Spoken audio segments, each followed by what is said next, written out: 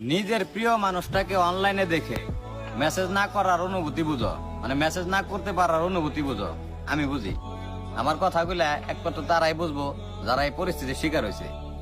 মানে দুইজনে অনলাইনে, কিন্তু কেউ কারে ভাই মেসেজ দেওয়ার অধিকার নাই।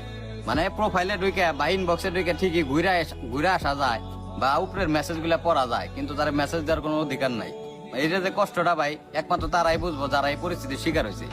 আমি ভাই আমার নিজের অভিজ্ঞতা থেকে এই জিনিসটা শিখছি ভাই, দেখছি কতটা কষ্ট লাগে। মানে দুইজনে অনলাইন আছি কিন্তু কোনো অধিকার নাই, মানে অধিকারটা সে হারাই ফেলাইছে।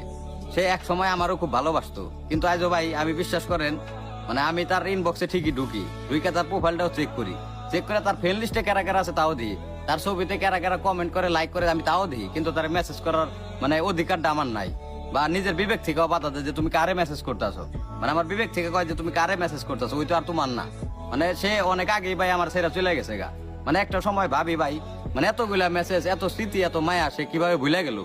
মানে একটা মানুষের ভাই, একটা মানুষের ভুলতে তো ভাই কিছুদিন টাইম লাগে। আর একটা মানুষ যখন একটা মানুষের জীবনে আসে, মানে তার যে মায়া গুলা, তার যে মানে মানুষটারে ভুলে দেওয়া সম্ভব তখনই যখন নাকি তার মৃত্যু হয়। মানে জীবিত অবস্থায় একটা মানুষটা কেমনে ছাইরা যায়, ভালো একটা অপশন পাই, এটা ভাই আমার মাথায় ধরে না। আমরা পারি না ভাই, কিন্তু ওরা